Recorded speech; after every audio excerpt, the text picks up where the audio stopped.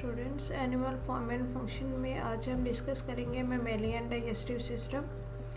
Digestive system क्या है? जो डाइजेस्टिव सिस्टम की अगर हम डेफिनेशन करें, the system which is used for breaking down food into nutrients which then pass into the circulatory system or are taken to where they are needed in the body is known as digestive system। ठीक है, क्या definition है? Definition के according ऐसा system जो कि food को break down करता है, किस में ब्रेक डाउन करता है? Into nutrients. ठीक है, यानी कि फूड जैसे कि ब्रेड है, राइस है, वो हम लेते हैं, खाते हैं, तो उसके ब्रेक डाउन के बाद उनसे न्यूट्रिएंट्स लिए जाते हैं, like carbohydrate, glucose, proteins, vitamins वगैरह। न्यूट्रिएंट्स को लेने के बाद, फूड से न्यूट्रिएंट्स को ऑब्टेन करने के बाद, वो वाले जो न्यूट्रिएंट्स हैं उनको सर्कुलेटरी सिस्टम के अंदर यानी कि ब्लड के अंदर डिफ्यूज़ करवाया जाएगा। ब्लड के अंदर डिफ्यूज़ करवाने के बाद सर्कुलेटरी सिस्टम के ज़रिए जो न्यूट्रिएंट्स हैं उनको बॉडी के अंदर टारगेट पॉइंट पे, यानी कि जिस पॉइंट पे उनकी ज़रूरत है उस पॉइंट पे उनको पहुंचाया जाएगा। ठीक है, ये जो पूरा प्रोसीजर होता है ये एक डेफिनेट सिस्टम के तहत होता है, और वो वाला जो डेफिनेट सिस्टम है उसको हम बोलते हैं digestive system. Mammalian digestive system जो है वो वेल डेवलप्ड डाइजेस्टिव सिस्टम है और कंप्लीट डाइजेस्टिव सिस्टम है। मेमेलियन डाइजेस्टिव सिस्टम की अगर हम बात करें तो इनके जो प्रोसीजर होता है डाइजेशन का, वो इन स्टेप्स के अंदर कंप्लीट होता है। फर्स्ट स्टेप होता है इंजेशन, यानी कि फूड को ईट करना, फूड को खाना, किसी भी डिफरेंट एनवायरनमेंट के थ्रू, डिफरेंट लाइफस्टाइल्स के अंदर जो है वो डिफरेंट मैकेनिज्म होते हैं इंजेशन के। ठीक है, इंजेशन के बाद नेक्स्ट जो आता है वो होता है पेरिस्टालसिस, यानी कि फूड को ले लिया है, अब फूड ने मूव करना है through GIT. GIT is for gastro intestinal tract. ये जो पूरा हमारा डाइजेस्टिव सिस्टम होता है उसको हम जीआईटी के नेम से जानते हैं। ठीक है, आफ्टर पेरिस्टालसिस यानी कि फूड जो है वो ईट भी कर लिया है, वो डाइजेस्टिव ट्रैक्ट के अंदर, डाइजेस्टिव सिस्टम के अंदर जा चुका है। उसके बाद नेक्स्ट होगा सेगमेंटेशन, यानी कि उस फूड को मिक्स किया जाएगा एंजाइम्स के साथ ताकि उसकी ब्रेकडाउन हो सके, उससे न्यूट्रिएंट्स ऑब्टेन हो सके।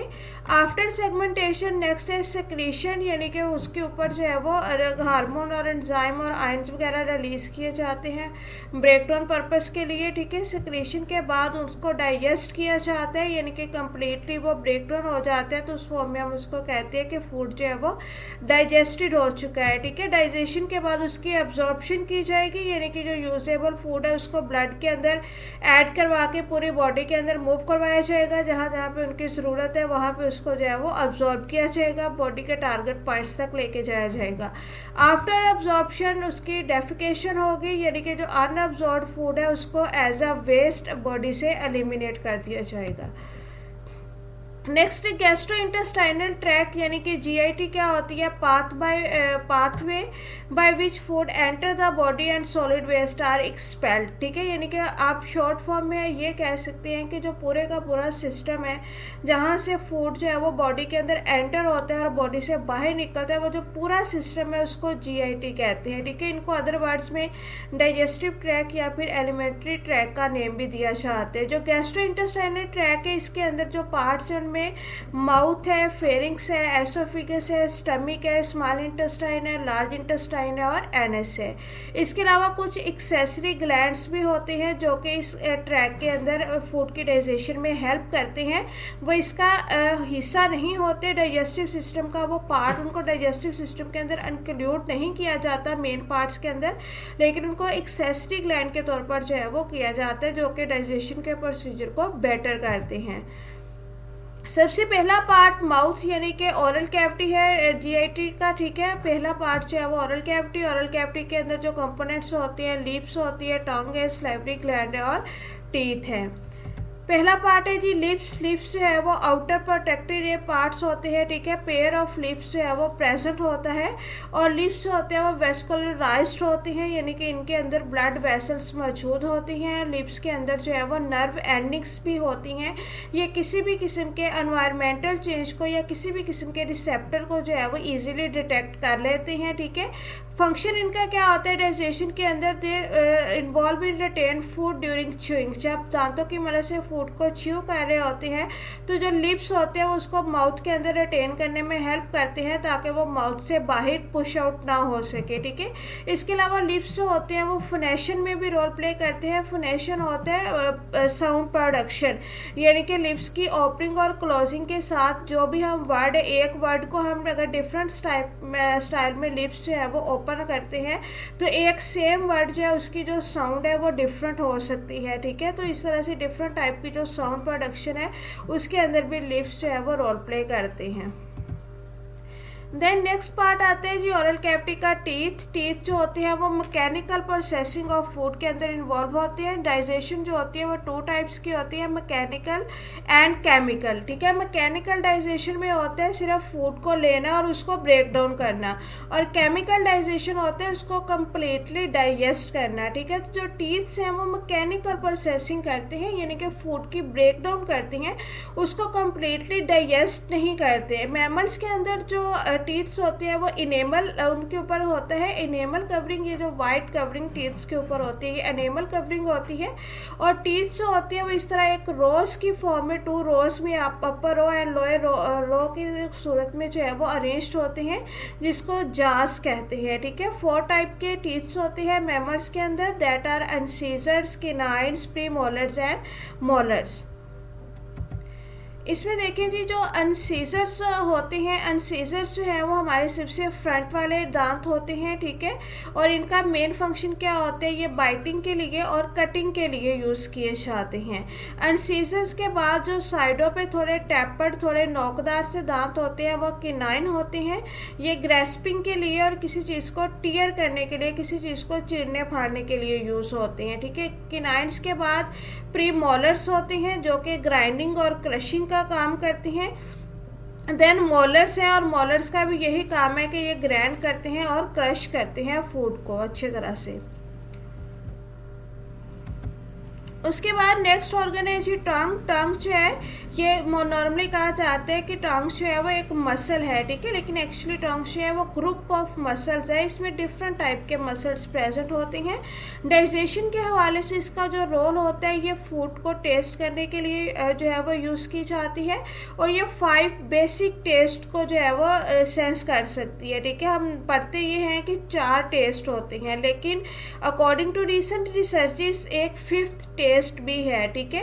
टंग जो है वो बिटर यानी कि कड़वा टेस्ट जो होता है उसको कर सकती है, सॉल्टी टेस्ट को, बहुत ज़्यादा नमकीन को कर सकती है, सार खट्टी चीज़ को डिटेक्ट कर सकती है, और स्वीट यानी कि मीठे जायके को डिटेक्ट कर सकती है। जो 5th टाइप की है वो है उमैमी। उमैमी क्या होता है, ये एक ऐसा टेस्ट है जो कि इजीली मिक्सअप हो जाता है विद एनी अदर टेस्ट, ठीक है, यानी कि, और ये कौन से होता है, जो रोटन फूड होता है, जो गला सड़ा या ख़राब खाना होता है, उसका जो टेस्ट होता है उसको अमेमी टेस्ट कहते हैं। आप इसकी एग्जांपल इस तरह से ले सकते हैं कि आप फ़र्ज़ करें कि आप जो है वो एक एप्पल ले रही हैं, और एप्पल जो है वो आपने एक दिन एप्पल खाया, वो रोटन था, ख़राब था, ठीक है।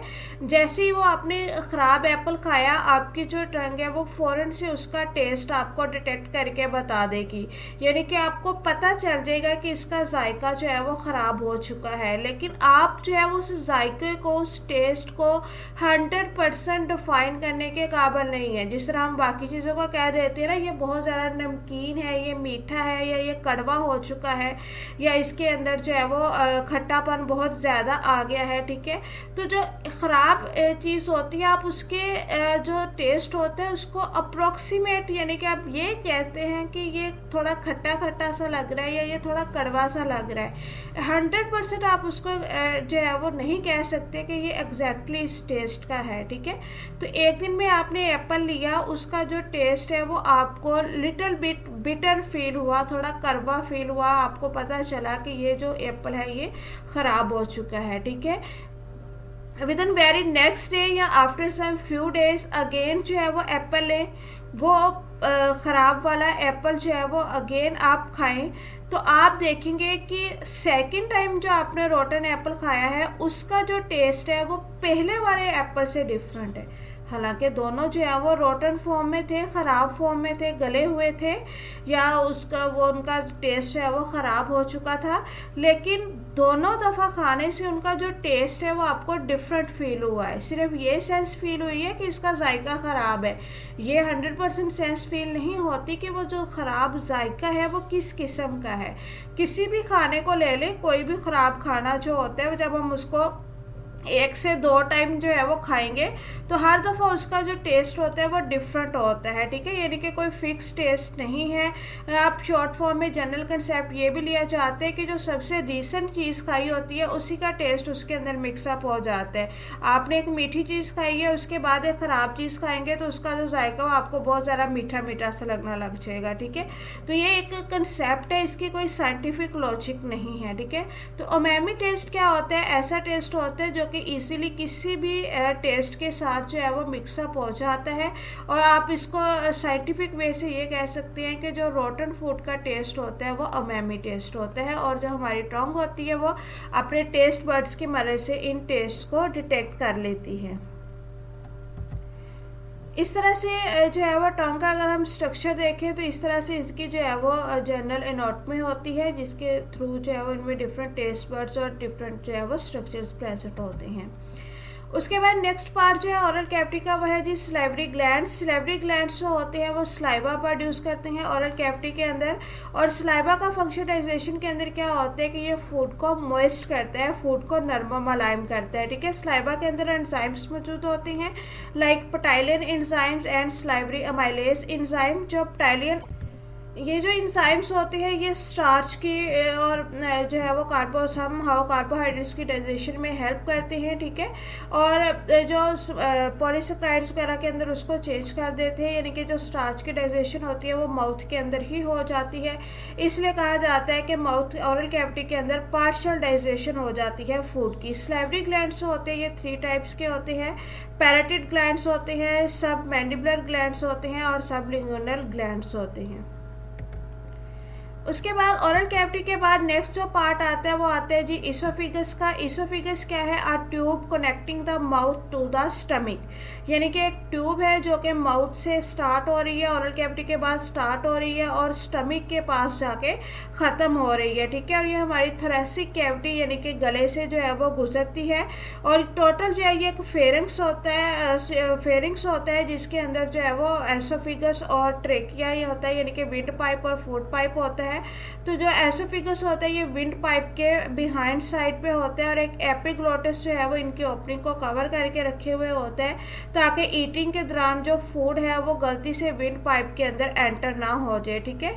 और मूवमेंट जो होती है फूड की वो तब होती है जब हम फूड को निगल रहे होते हैं, उसको अपने अंदर लेके जा रहे होते हैं, ठीक है।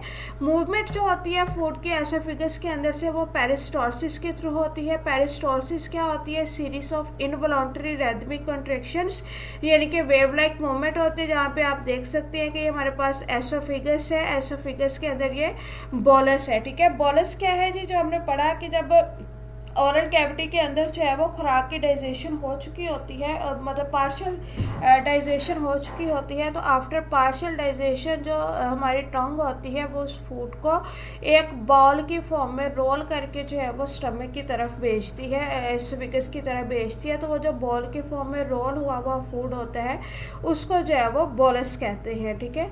अब बोलस जो है वो इसके अंदर से मूव कर रहा है एसोफिगस के अंदर से, और इनके मूव करने की मैकेनिज्म क्या है कि ये एक वेव लाइक तरीके से मूव कर रहा है, जिस तरह से एक वेव प्रोड्यूस होती है, ठीक है। एसोफिगस के अंदर एंटर होता है, क्योंकि एसोफिगस जो है वो मस्कुलर है, तो एसोफिगस के मस्कुलर होने की वजह से अपर पार्ट से जो है वो इसका थोड़ा सा पार्ट कंट्रैक्ट होगा, तो बोलस जो है वो नीचे की तरफ मूव करेगा। अब इस पार्ट से कंट्रैक्ट हुआ है तो वो और डाउनवर्ड पुश होता है, इस तरह ऊपर से कंट्रैक्शन हुई जा रही है और बोलस जो है वो डाउनवर्ड पुश करी जा रहा है, ठीक है। इस मूवमेंट्स को कहते हैं पेरिस्टोलसिस मूवमेंट।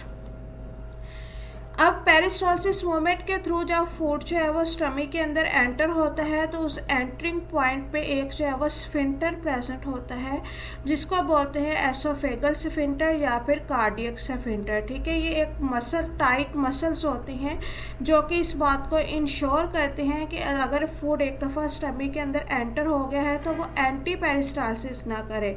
कुछ स्पेसिफिक कंडीशंस के अंदर, यानी कि ओवर ईटिंग की सूरत में या किसी बीमारी की सूरत में जो है वो एंटी पेरिस्टालसिस हो सकती है, वॉमिट हो सकती है। लेकिन नॉर्मल में क्या होता है कि जब फूड जो है वो इस स्फिंक्टर के थ्रू जो है वो स्टमक के अंदर एंटर हो, देन जो है वो एंटी पेरिस्टालसिस यानी कि उसको बैकवर्ड मूव नहीं होने दिया जाएगा। ठीक है, इसके अलावा ये जो स्फिंक्टर होता है ये इस बात को भी इंश्योर करता है कि जो स्टमक का एसिड है वो बैकवर्ड जो है वो एसोफेगस के अंदर एंटर ना हो।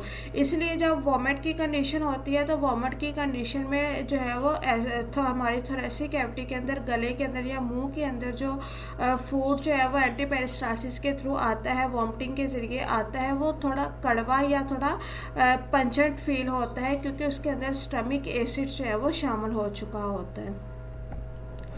स्टमक आते हैं, उसके बाद एसोफेगस के बाद स्टमक जो है वो जे शेप्ड मस्कुलर ऑर्गन है। ठीक है, इसके अंदर फोल्ड होते हैं जिसको रैगी कहते हैं, और रैगी फोल्ड्स जो है वो इनके सरफेस एरिया को इंक्रीज करने में काम आते हैं। ठीक है, स्टमक जो है वो मैकेनिकल डाइजेशन करता है, यानी कि इसकी जो है वो डाइजेशन फूड को ब्रेक डाउन करने के बाद उसको कम्प्लीटली डाइजेस्ट करेगा। ठीक है, कैसे डाइजेस्ट करेगा? गैस्ट्रिक जूस के थ्रू। गैस्ट्रिक जूस जो है वो स्टमक की जो वाल्स होती हैं वहाँ से जो है वो रिलीज किया जाता है।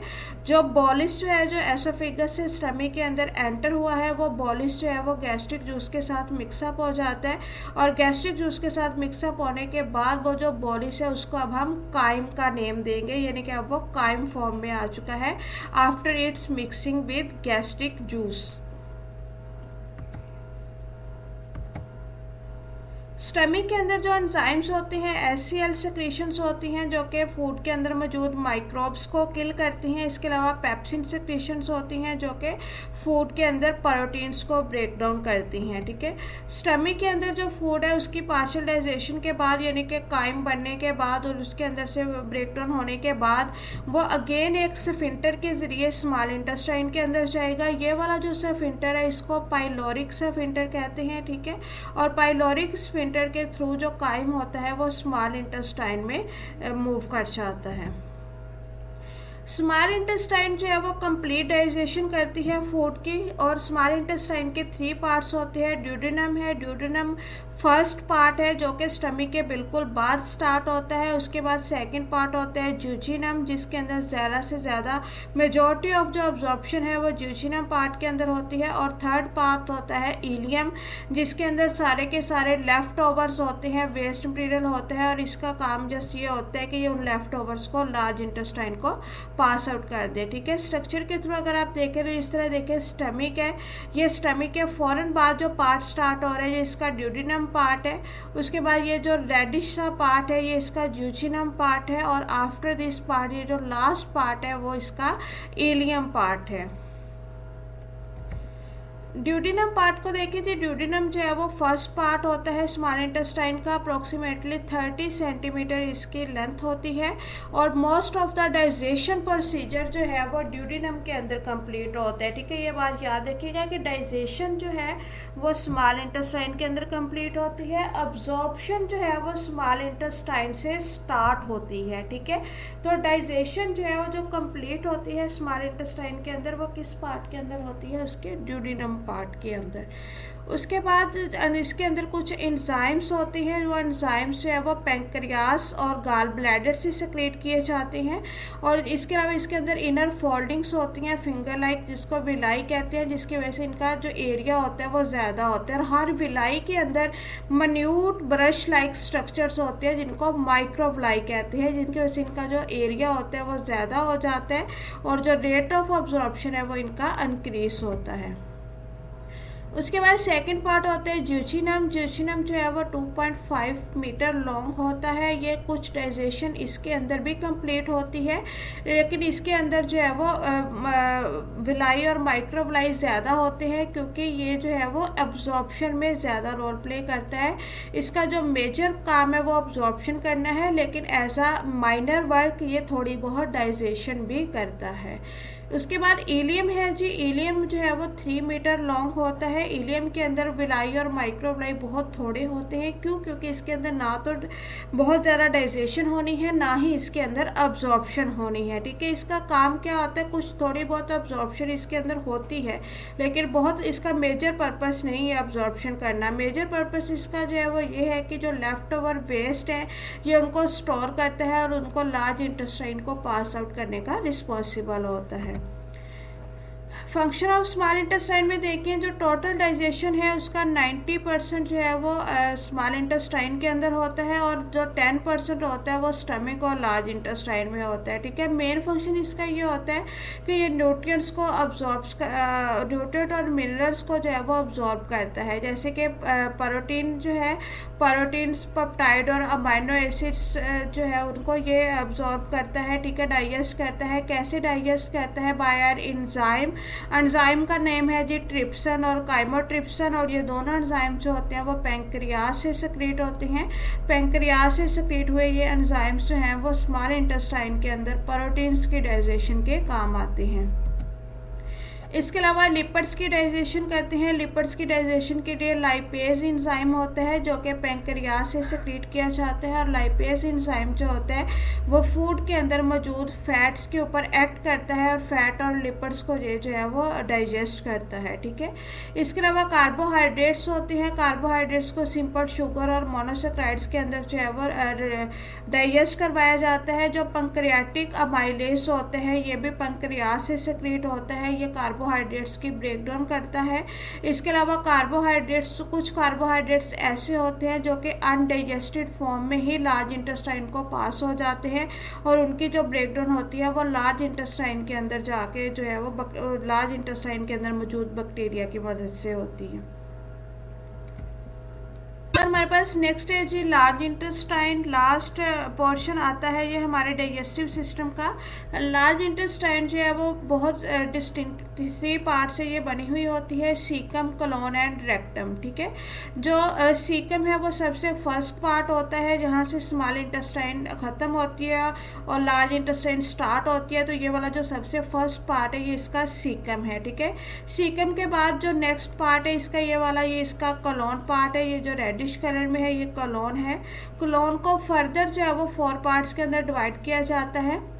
वो वाली कोलोन जो कि सीकम के बिल्कुल बाद है, यानी कि ये ऊपर की तरफ जा रही है, ये है जी इसेंडिंग कोलोन। उसके बाद ये जो कर्व्ड फॉर्म में कोलोन है ये है ट्रांसवर्स कोलोन, जो कि ऐसे फ्लैट फॉर्म में यानी कि हॉरिजॉन्टल फॉर्म में है। और ये वाला पार्ट जो कोलोन का नीचे की तरफ आ रहा है ये है डिसेंडिंग कोलोन, और ये पार्ट यहाँ से कोलोन ख़त्म हो रही है और नेक्स्ट जो है वो रेक्टम स्टार्ट हो रहा है। ये वाला जो पार्ट है इसको बोलते हैं सिग्माइड कोलोन। ठीक है, इसके बाद लास्ट पार्ट लार्ज इंटेस्टाइन का होता है जिसको रेक्टम बोलते हैं। सीकम देखें जी, सीकम जो है वो फर्स्ट सेक्शन होता है लार्ज इंटेस्टाइन का। यहाँ पे आप देख सकते हैं ये इसका सीकम है, फर्स्ट सेक्शन है। ठीक है, ये एक पाउच की तरह का लगता है और ये लेंथ वाइज जो है वो 2 इंच इसकी लेंथ होती है। रोल इसका क्या होता है कि ये इलियम से यानी कि स्मॉल इंटेस्टाइन से जो फूड होता है उसको लेता है और उसको कोलोन के अंदर पास आउट कर देता है। नेक्स्ट पार्ट है कोलोन, ये वाला जो रेडिश पार्ट आ रहा है ये कोलोन आ रहा है। ठीक है, इसके जो है वो 4 सेक्शंस जो है वो इसके होते हैं। असेंडिंग कोलोन है, ट्रांसफर है, डिसेंडिंग है और सिग्माइड कोलोन है। ठीक है, इसका मेन फंक्शन क्या होता है कि ये वाटर की रीअब्जॉर्प्शन करवाते हैं, इसके अलावा साल्ट्स की रीअब्जॉर्प्शन करवाई जाती है। उसके बाद लास्ट पार्ट आता है जी रेक्टम। रेक्टम जो है ये फाइनल सेक्शन होता है, ठीक है। इनकी जो मेजरमेंट ये 1 to 1.6 इंचज़ इसकी लेंथ होती है। सेंटीमीटर की अगर हम बात करें तो ये 2.5 to 4 सेंटीमीटर लेंथ का होता है। इसके अंदर सारे के सारे लेफ्ट ओवर वेस्ट होते हैं। रेक्टम जो है वो एक्सपैंड भी कर सकता है, अगर इसके अंदर वेस्ट ज़्यादा है तो ये कुछ देर के लिए उसको अपने पास स्टोर भी कर लेता है। और रेक्टम जो है वो एनएस के थ्रू बॉडी से एम्पिटाइज कर जाता है और जो वेस्ट होता है वो बॉडी से बाहर रिमूव हो जाता है, ठीक है। फंक्शन ऑफ लार्ज इंटेस्टाइन में देखें जी एब्जॉर्प्शन ऑफ वाटर होता है, ये इसका प्राइमरी फंक्शन है, ठीक है। ये वेस्ट सॉल्ट को जो है वो एक्सपेल करवाता है बॉडी से। इसके अलावा इसके अंदर विटामिन की एब्जॉर्प्शन होती है। कुछ बैक्टीरिया इनके अंदर प्रेजेंट होते हैं जो कि अनडाइजेस्टेड शुगर और अनडाइजेस्टेड कार्बोहाइड्रेट्स को जो है वो ब्रेक डाउन करते हैं। ये बहुत सारी विटामिन प्रोड्यूस करते हैं, लाइक विटामिन की है, बायोटिन है, जो कि दोबारा से बॉडी के अंदर अब्जॉर्ब करवाए जाते हैं। इसके अलावा ये एसिडिटी को रिड्यूस करता है, क्योंकि जो फैटी एसिड होते हैं वो एसिडिक एनवायरनमेंट काज करते हैं, लेकिन जो लार्ज इंटेस्टाइन होता है उसके अंदर से अल्कलाइन सोल्यूशन प्रोड्यूस होता है। उस अल्कलाइन सोल्यूशन की वजह से जो एसिडिटी है वो रिड्यूस हो जाती है और पीएच जो है वो बैलेंस हो जाती है। इसके अलावा इसके अंदर म्यूकस की लाइनिंग होती है और म्यूकस की लाइनिंग जो होती है वो इन्फेक्शन से और हार्मफुल बैक्टीरिया से बचाती है। एंटीबॉडीज़ प्रोडक्शन भी इसके अंदर होती है जो कि हमारी इम्यूनिटी को बूस्ट अप करने में हेल्प करती है, और ये जो है वो एवोल्यूशनरी प्रोसीजर के तौर पर भी होती है, ठीक है। एसेसरी ग्लैंड्स की बात करें तो एसेसरी ग्लैंड्स में हमारे पास फर्स्ट ग्लैंड जो है वो है लीवर। ये लार्जेस्ट ग्लैंड है, ठीक है। ये इसका जो मास होता है वो 1.5 kg होता है और ये बाइल प्रोड्यूस करता है। बाइल क्या होता है? बाइल जो है वो एक ग्रीनिश येलो पिगमेंट होता है जो कि बाइल पिगमेंट बाइल साल्ट से मिलके बना हुआ होता है, और इसका मेन काम होता है कि ये ओल्ड जो रेड ब्लड सेल्स होते हैं उनको तोड़ने में काम आता है। इसके अलावा जो सेकेंड एसेसरी ग्लैंड है वो गाल ब्लैडर है। गाल ब्लैडर जो है वो एज अ स्टोरेज सैक काम करता है। गाल ब्लैडर जो है इसके अंदर बाइल सेक्रेट करने के बाद इसके अंदर स्टोर किया जाता है, और फूड जो है वो इसके अंदर जो जब डाइजेस्टिव ट्रैक के अंदर फूड एंटर होता है तो जो बाइल है वो बाइल डक्ट के थ्रू जो है वो डाइजेस्टिव ट्रैक के अंदर चले जाती है और वहाँ पे मौजूद फैट्स को एमल्सिफाई करती है, उनको तोड़ती है, और इस तरह से ये उनके एब्जॉर्प्शन में भी हेल्प करती है।